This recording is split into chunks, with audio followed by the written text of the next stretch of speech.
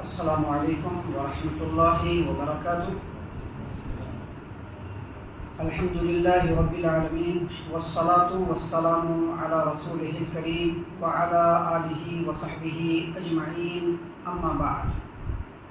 عن یزید بن حمیر الرحبی قال خرج عبد اللہ بن بسر صاحب رسول اللہ صلی اللہ علیہ وسلم مع الناس فی یوم عید فطر او اضحیٰ فأنكر ابطاء الإمام فقال إنا كنا قد فرغنا ساعتنا هذه وذلك حين التسبيح، رواه أبو داود في سننه في كتاب الصلاة۔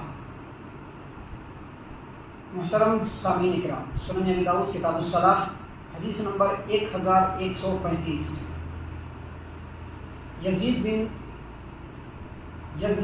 بن حمیر الرحبی یہ تابعی ہیں، یہ بیان کرتے ہیں کہ عبداللہ بن بسر صحابی رسول لوگوں کے ساتھ عید الفطر یا عید الاضحیٰ کے لیے نکلے نماز پڑھنے کے لیے۔ تو جب وہ نماز کے لیے تشریف لائے تو امام صاحب کے تاخیر کر دینے کو انہوں نے ناپسند کیا۔ تاخیر کر دینے کو مطلب ذرا لیٹ سے انہوں نے نماز پڑھائی یا لیٹ سے نماز کے لیے آئے، تو انہوں نے اس بات کو ناپسند کیا، اس کا انکار کیا انہوں نے، اور انہوں نے کہا کہ ہم تو اس وقت فارغ ہو چکے ہوتے تھے۔ کیا مطلب؟ نبی صلی اللہ علیہ وسلم کے زمانے میں اس وقت ہم لوگ فارغ ہو چکے ہوتے تھے، اور یہ وقت کون سا تھا؟ فرمایا انہوں نے حین وذالک حین التسبیح، یعنی یہ اشراق کا وقت ہوتا تھا۔ اشراق کے وقت ہم لوگ عید کی نماز پڑھ کر کے فارغ ہو جاتے تھے۔ دیکھیے حدیث بالکل کلیئر ہے۔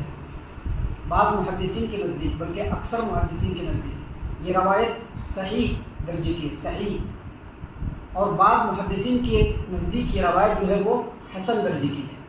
بہرحال روایت بالکل صحیح ہے، قابل حجت ہے، اور محدثین کا اور حدیث کے اصول کے جو ماہرین ہیں ان کا اس بات کے اوپر اتفاق ہے کہ اگر کوئی حدیث سند کے اعتبار سے صحیح ہو جائے اور اس کا متن بھی بالکل صحیح ہو تو اس حدیث کے اوپر عمل کرنا بالکل واجب ہو جاتا ہے۔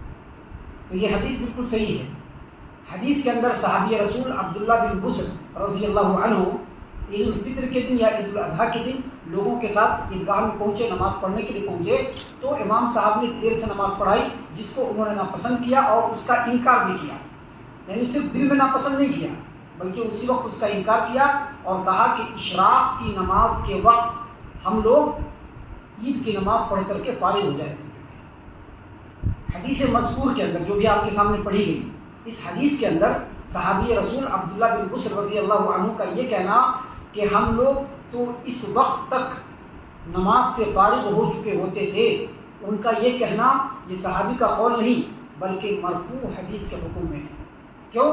کیونکہ انہوں نے نبی اکرم صلی اللہ علیہ وسلم کے زمانے کے عید کی نماز کے عمل کو دلیل بنا کر کے تاخیر سے نماز پڑھنے کو ناپسند کیا اور اس کی تردید بھی فرمائی۔ لہٰذا نبی صلی اللہ علیہ وسلم کے زمانے میں صحابہ کرام نے جو بھی عمل کیا وہ عمل حدیث ہے، کیونکہ نبی کے سامنے ہوا اور نبی نے اس کو منع نہیں کیا بلکہ نبی نے اس کو پڑھایا۔ اس کا مطلب یہ ہے کہ نبی صلی اللہ علیہ وسلم کے زمانے میں عید کی نماز جلدی ہوا کرتی تھی، جلدی ہو جایا کرتی تھی۔ عید کی نماز بالکل اشراق کے وقت، ابھی جیسے سورج طلوع ہوا اور ہمارے یہاں کے مطابق سورج طلوع ہوتے ہی 20 منٹ کے بعد ہم لوگ کیا کرتے ہیں؟ اشراق کی نماز پڑھ لیتے ہیں، پڑھتے ہیں نا؟ بس وہی وقت عید کی نماز کا ہے اور عید الاضحیٰ کی نماز کا بھی ہے، عیدین کی نماز کا وقت وہی ہے۔ سامعین کرام، اس حدیث کے مطابق اور نبی صلی اللہ علیہ وسلم کی دوسری احادیث اور جو عمل نبی صلی اللہ علیہ وسلم نے اپنی امت کو کر کے دکھلایا ہے، اس کی روشنی میں عید الفطر کی نماز اور عید الاضحیٰ کی نماز کا جو وقت ہے وہ اشراق کی نماز کا وقت ہے۔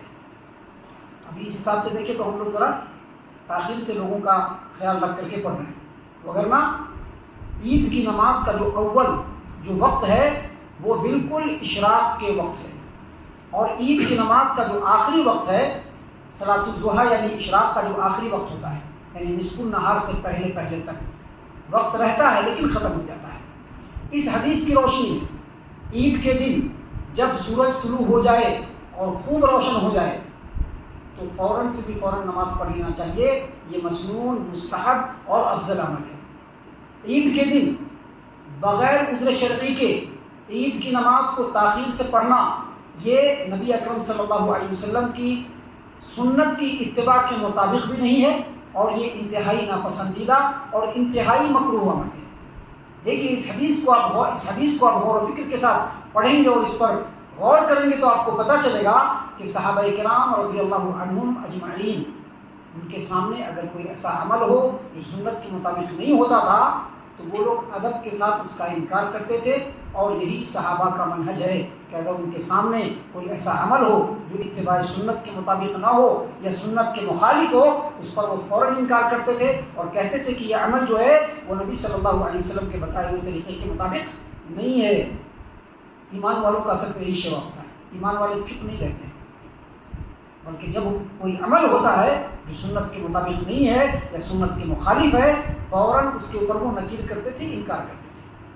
اس حدیث پر آپ غور کریں گے تو یہ پتہ چلے گا کہ صحابی رسول عبداللہ بن بسر رضی اللہ عنہ یہ سنت کے مخالف عمل کو بالکل پسند نہیں فرماتے تھے بلکہ فوراً اس کا انکار کرتے تھے.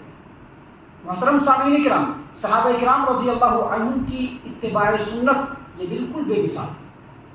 بعض ایسے اعمال جو جائز ہیں لیکن اس میں نبی اکرم صلی اللہ علیہ وسلم کی سنت کی اتباع اگر فوت ہو رہی ہو صحابہ کرام اس کو بھی پسند نہیں کرتے. جیسا کہ دیکھیے اگر شرعی عذر ہوگا اور کوئی آدمی اگر لیٹ سے نماز پڑھے گا یا کوئی آدمی کسی بھی وجہ سے ذرا لیٹ سے نماز پڑھے تو وہ وقت کے اندر میں پڑھ رہا ہے لیکن اس کے باوجود صحابہ کرام رضی اللہ عنہم نے اس کو برداشت نہیں کیا.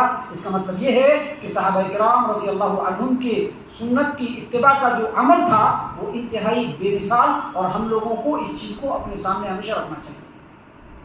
محترم سامعین کرام، اس حدیث سے یہ بھی بات ثابت ہوتی ہے کہ اہل علم جب سنت کے خلاف کسی عمل کا انکار لوگوں کے سامنے کرتے ہیں تو اس سے لوگوں کو یہ فائدہ ہوتا ہے کہ لوگوں کو یہ معلوم ہو جاتا ہے کہ نہیں یہ چیز سنت کے مطابق نہیں ہے اور یہ عمل سنت کے مطابق ہے. لوگوں کو معلوم ہو جاتا ہے اور لوگوں کے علم میں اضافہ ہوتا ہے.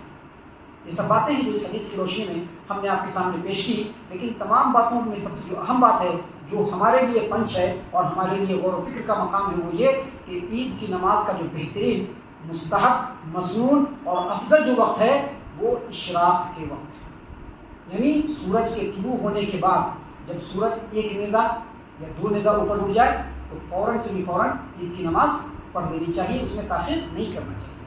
ہم اللہ سے دعا کرتے ہیں کہ اللہ تعالیٰ ہم تمام کو ان تمام باتوں کے اوپر خوب غور و فکر اور تدبر کرنے کے ساتھ ساتھ ان باتوں کے اوپر عمل کرنے کی بھی توفیق عنایت فرمائے.